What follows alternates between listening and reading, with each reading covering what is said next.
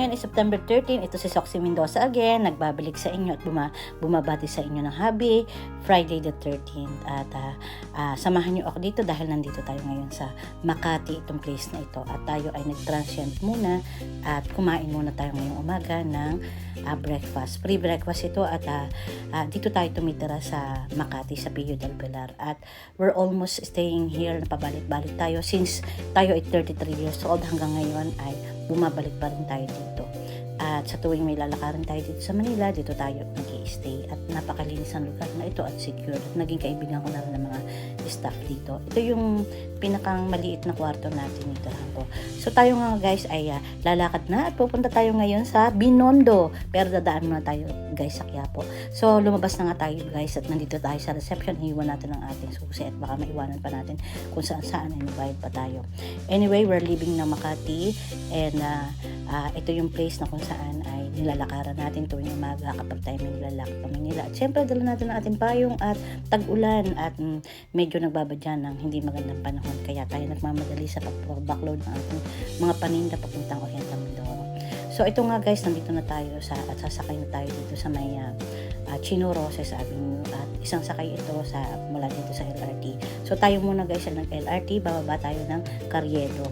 Pero bago tayo gumanap sa ating mga tungkulin, dadaan muna tayo guys dito sa Carriedo. At Friday ngayon, tayo ay magbibigay galang muna at pasasalamat sa Poong Nazareno na talagang gumagabay sa atin at nagbibigay ng patuloy na biyaya at lakas ng loob at kung ano pa lahat ng blessings ay nagkakalob sa atin ng Poong Nazareno. At napakaganda ng pagpasok ng 2024 until now ay ating tinatamasa ang pagpapala ng Panginoon ngayong 2024. Napakaganda, super ganda sa akin at sa aking mga anak, sa aking mga minamahal sa buhay. So guys, naglalakad na tayo dito sa Carriedo guys at dadaan muna tayo dito sa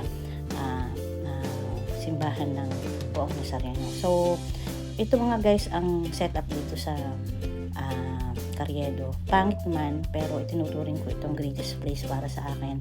Itong Carriedo na kung saan ay puok ng komersyo. So ito nga guys, nandito na tayo sa kahabaan ng Carriedo. Tayo guys dito ay hindi nagsusuot ng alahas, simple lang ang ating kasuotan at tayo vigilant sa ating bag at marami dito mandurukot. Minsan ay nabiktima na tayo guys dito, yung earrings natin na white gold dahil hindi ko in-expect na makikilala pa ng magnanakaw ay kinuha niya. Pero hindi naman yan sinugatan ng tenga ko. Naramdaman ko na lang na sa likod ko ay may humipo sa aking tenga. Makikita nyo guys, ang ganda ng lansones. Ito daw ay galing sa Davao. At how I wish na tayo ay magkameron din ng pagpapala ng bunga sa ating mga lungkong at saka duko lansones. So usually ay ang kilo nito ay 120 pesos to 100 pesos dito. So tayo bibili guys dito bago tayo pumunta ng Carriedo at makatikim naman tayo ng lansones galing sa Davao. At makikita nyo guys dito, nakakatuwa dito sa Manila. Talagang very fresh at mura ang mga panindang mga prutas dito. Palibhasa ito ang center ng komersyo ay makaka-access ka dito ng mga magagandang prutas. So guys, nandito na tayo sa simbahan. Actually, itong video na ito ay kinuha ko nung palabas na tayo tapos na bawal kasi mag-video kapag may misa. So, lalabas na tayo guys ng simbahan ng nasa Poong Nazareno dito sa Quiapo. So, nakakapag-video tayo dito dahil wala nang ito nga guys, nandito na tayo sa Raon at pinicture natin ang i-deliver natin na gitara, classical guitar. So, makay na nga tayo dito sa Raon, papunta ng Divisoria. 20 pesos lang ang bayad dito sa tricycle at komportable sa halagang 20 pesos. Hindi na tayo kung saan-saan pa, tayo ay sumasakay lang sa mga e-tricycle dito. 20 pesos ang bayad. So, at ihahatid ka nila. Usually, itong e-trike na ito from Raon, Quiapo ay nagpapahatid na ako papunta ng Juan Luna Street sa may Binondo. Diretso na tayo ng Binondo. Pupunta nga tayo guys sa Binondo dahil imi-meet up natin kung legit yung supplier na magsusupply sa atin. At dahil sa gusto ko na rin makita yung mga hanging lanterns doon dahil ngayong September 17 ay Mooncake Festival o tinatawag na Autumn Festival na pinagdiriwang ng mga Chinese. Ito ay kung saan ay nagagather sila ng this is the time na kung saan ang family at saka yung mga friends nila, they are having fun together and get together para ma-enjoy nila yung major full moon at titingin na rin tayo dito ng mga mooncake. So nandito na nga tayo guys sa may Binondo at at imi-meet up natin yung supplier. Sakay pa rin tayo dito kay Kuya, 20 pesos. Nandito tayo sa Mayochenko Street at dito daw natin siya imi-meet up at nang makita ko rin ang physical store niya para hindi naman tayo kakaba-kaba na tayo ay naloko ng ating supplier. Napakahalaga na kung ikaw ay isang negosyante, makita mo na may physical store ang iyong supplier, and at the same time legit ang kanilang BIR receipt kasi kailangan niya ng ating bookkeeper para sa mga expenses natin.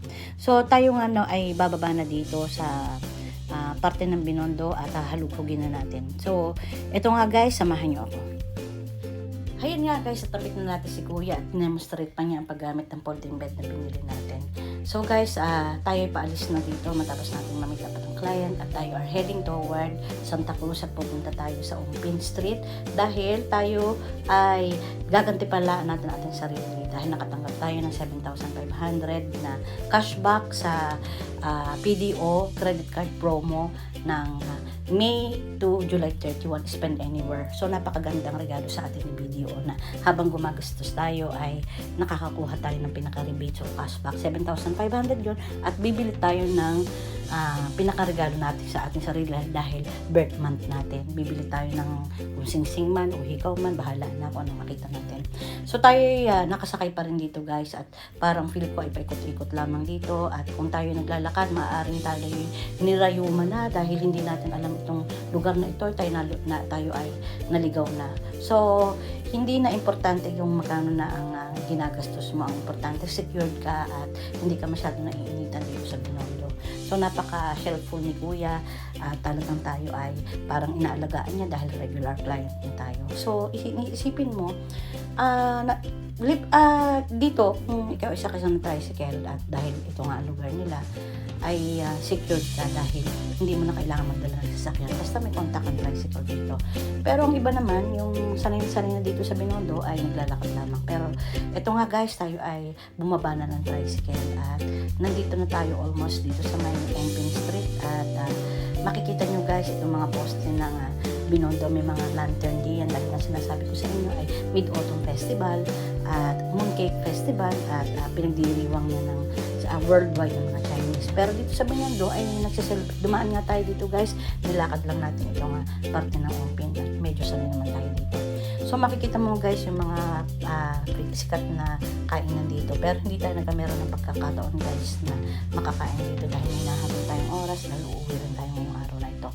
So ito nga guys ay nilakad na natin ito. So nag-observe tayo dito, makikita nyo guys at yung iba ayaw dito sa lugar na ito. But for me, this is the best place dahil ito ang center of business and commerce para sa akin na kung saan pumunta ka lang dito ay you could find anywhere here in Manila. At kung ikaw ay isang negosyante at maliliit na MSME kagaya ko, ang Binondo, Divisoria, Quiapo, yan ay lugar na kung saan makaka-extra ka diyan ng mga pangangailangan mo at may i-supply mo sa ating client.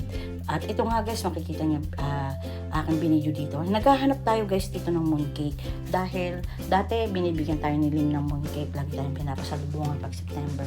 So unluckily and unfortunately hindi na siya pupunta dito ngayong September sa Pilipinas. Kaya maghahanap na lang tayo at medyo namimiss na natin ng mooncake. Bibidyohan natin once na makakita ako. So ito sikat na sikat dito. So makikita nyo nga guys, talagang colorful dito sa Binondo. One time samahan nyo ako dito, mag-iikot tayo dito sa Chinatown. So pero ngayon nga guys ay tingnan nyo guys, makikita nyo nga guys ang mga prutas dito, talagang mga palibhasa, ang mga client dito ay mga mayayaman din, ay nakalagay sa bangketa, ay fresh, mura din. At maikumpara ko na talagang kahit dragon fruit dito talagang ang ganda. At saka mumura, mga lansones. At actually, ito ang disadvantage dito sa Mindoro. Yun nga guys, nandito na tayo. Ito na nga ang mooncake at takap na takap ako. Bumili tayo ng 2 peraso lamang para tayo ay makatikim naman. Maraming salamat guys. Please like and subscribe our channel.